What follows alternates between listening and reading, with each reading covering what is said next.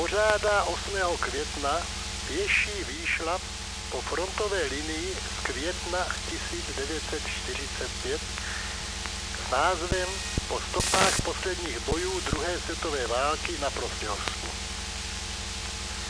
Jedná se vzpomínkovou a pietní akci k 68. výročí osvobození Československa od německého fašismu.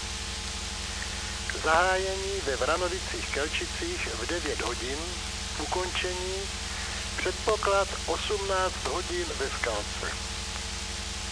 V Kelčicích kolem 17.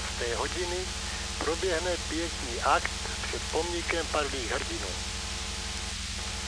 Obec Skalka vás srdečně zve na slavnostní zahájení hlavní lázeňské sezóny a žehnání pramenů v lázních Skalka, které se koná v sobotu 11.